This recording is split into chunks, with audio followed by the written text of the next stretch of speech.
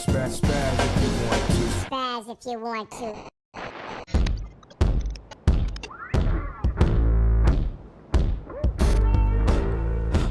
For this setting of Watch Dogs 2, we wanted to have a different vibe. So our San Francisco keeps all the important parts of the Bay Area. And there's a different feel, different vibe, a different look to all of the areas of our world. We wanted to kind of represent all these different areas and the different collections of people that live in these areas and what their lifestyles and their personalities are like. So we're building a game where basically it's almost a simulation.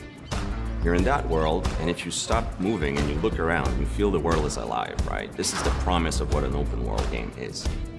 We broke the feeling that the world is centered on you, the player.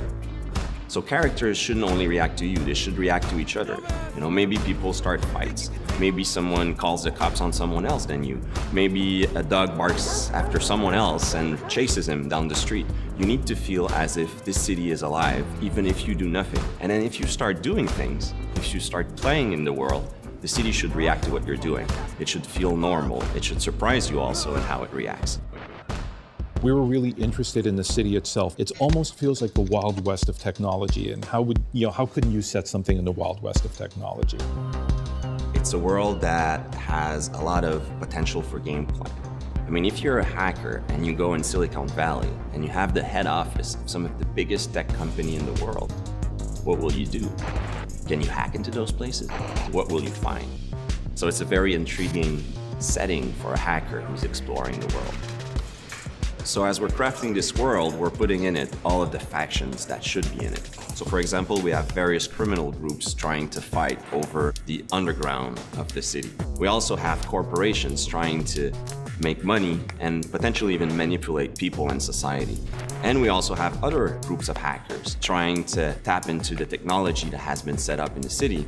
Once again, CTOS, the smart city system that was in the first Watch Dogs, is installed in San Francisco, and various people are trying to tap into it to exercise control, power, or to try to make money.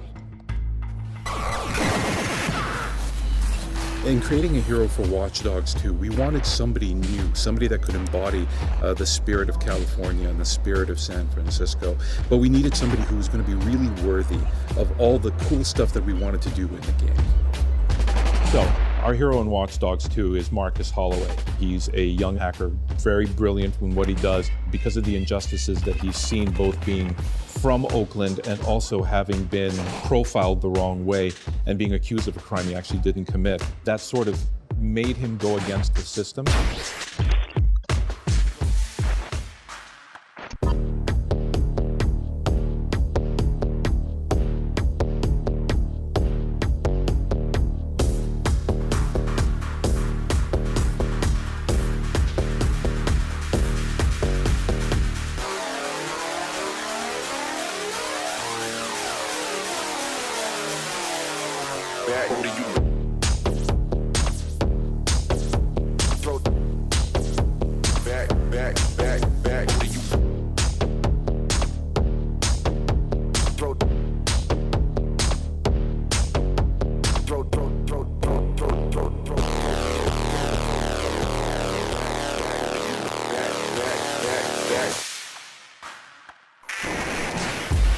In terms of visual, we always try to create iconic attributes to the character so that he can be memorable and people wants to play him, but still feels credible inside our world.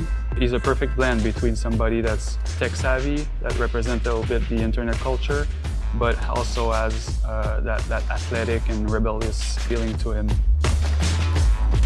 So we had to decide from the beginning what things were comparable between Aiden and Marcus and what things would be different. We focused on parkour. We wanted Marcus to be a lot better at parkour than Aiden. And we're not talking about just like climbing on things, but like being able to like flow and chain moves together. So he's a pretty good fighter, but he's got some interesting quirks too.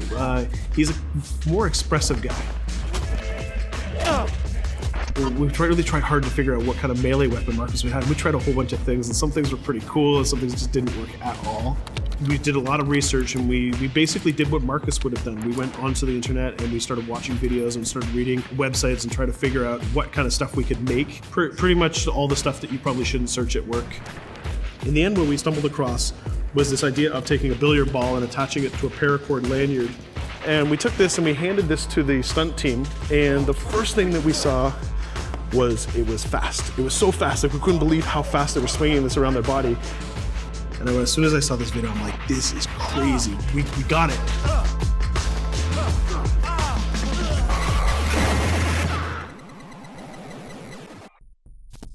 Citizens of the world, may we have your attention. When we say we want to make a game about hacking, really a hacker, it's a culture, but you can have various motivations. The motivation we're excited about was what we call hacktivism, people who want to impact society and have ideals to defend. So just in the background and in the fantasy of it, you're not a hacker in Watch Dogs 2. You're a DedSec hacker. You're a member of a community. And you're doing grand stuff and big exposure of important information to society because you're not alone and you're working with other people. The first thing that you have to do when you're talking about hackers is you kind of have to respect where they came from originally. Their messages sound very serious, but there's also a lulzy element to it, the way they have fun with what they're saying. We took that and we said, okay, so what if this is the sort of the spirit of DedSec and of our heroes? What if their spirit is still rooted in the trolling, it's a joke, we're gonna have fun with it, but they still have something important to say? The DedSec visual was really important for me because it represents everything that's cool about Watch Dogs. It's stylized, it's edgy, and it's raw, and it's underground, tapping into the horror genre, tapping into the internet culture with all the memes, and also all the visual language of the internet. So there are various characters, various people inside of DedSec. Some are a bit more violent, some have more ideals, some are maybe more intellectual, but they all have in common that they want to fight to preserve a sense of freedom. They don't want people to abuse tech to take control over people.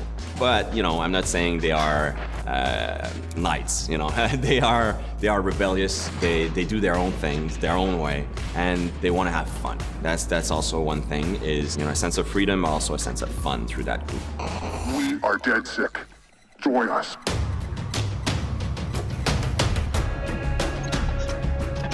The new idea for hacking in Watch Dogs 2 is to let the player create his own solutions. We're adding a lot more depth to hacking. So you have a lot more control, a lot more flexibility in how you hack the world. So one big category of hacking in Watch Dogs 2 is the entire branch of pushing remote controls to its limit. One of the big things on Watch Dogs is hacking vehicles. I think this is a real game changer because vehicles are everywhere in the world, and if you can hack into the drive system of a car, you can pretty much drive it wherever you want. So making sure if you see a forklift in the world, it shouldn't be a forklift. You can just like move the box up, down. You should, just like a camera, press a button and become that thing. One of the core things that we're doing is we're opening up the game with Watch Dogs 2. You can hack every character. You can hack every car in the game. And you can hack most of the electronics within the city. So that's a lot of potential targets for hacking, and that's not even counting your own tools. Well, in Watch Dogs 2, we brought in a lot more toys and things to play with because we wanted to embrace the maker culture. DedSec have these really interesting, intricate guns. They're built on a 3D printer. Basically the cutting edge technology of 3D printing, which is actually building it with metal. It's also got this really cool taser. So if you want to play the game completely non-lethal and not actually kill anybody, you can totally do that. We're playing with a lot more crafted items and a lot more of little devices that you can use. One of the things that people kind of like that we've done, they really like what we've done, is we've created toys for Marcus. He has an RC jumper. It's got little wheels, and it's even got this little robotic arm that he can sort of deploy, and he can interact with things. He can unplug things and replug them and take out screws. It's a neat little toy. And then the other gadget he's got is this quadcopter. And it's more about scouting and being the eye in the sky. First person view on it is incredible because you're just zipping through the city. It feels like you're flying. Well, you are flying. Another branch, which is kind of connected to it, is the concept of manipulating people. In Watch Dogs 1, you could only hack the people that were marked as potential target. Now, you can target the person you want, and you can hack them in multiple ways. For example, I could hack one person and distract them, have their phone ringing so they look at their phone to create a distraction. Later on in the game, you'll also be able to do things we call mass hacking, which is, well, why only hack one if you could hack them all? There's one thing that I really believe about Watch Dogs players is that there is no Watch Dogs player. There are many types of Watch Dogs players. You should be deciding how you want to play the game. So that means you can play a mission full gun blazing, that's the way you like to play, full stealth, or through hacking only, project yourself in computers, take control of electronics, influence people, and try to get to your goal that way. We try to really support all players' types across all different styles of play, and also allow players to combine and mash these styles and play together too. If you've been playing a certain way for a while, we want the game to kind of challenge you to try different things, but also not force you into playing the game a certain way. We work to improve the driving, make it more accessible while keeping all the different styles of vehicles and adding a lot of physics and feel to all the vehicles. So we keep the depth but have more accessibility. The team is super happy with the result we've had, and I hope gamers will be just as excited.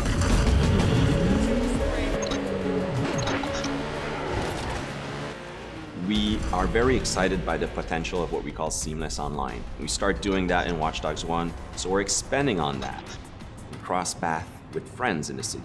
So you playing in single player and you're crossing path with another player who's also playing in single player. Both of you are members of DedSec, so you're friends, and you can just walk up to each other, you'll say hello, hit the button, and form a co-op team. And what we're going to be showing in the next couple of months is an example of how those things work together to create magical gameplay moments.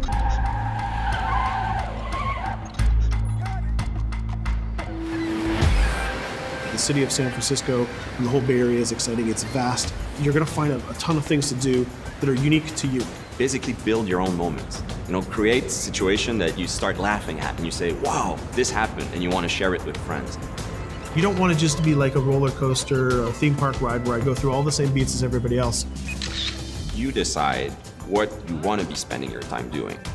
That can be multiplayer, that can be focusing on stories, that can be just exploring the world.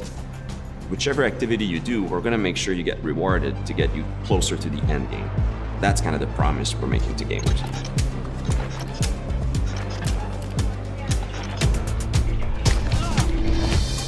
You always know it when something starts to click and starts to work. Everything changed. You stop seeing individual components, animations, or texture maps, or vehicles. You just start to see the experience as a whole. It changes on the floor. People get excited about it. This is it. It exists.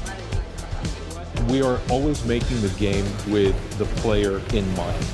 They have always been the driving force. When you come with a sequel that really earns its due, you know, that really does a lot of new things, that has a lot of surprises, it's a great feeling. In the end, there's nothing more accurate than this. Looking at something, trying to understand it, solely for up with the system.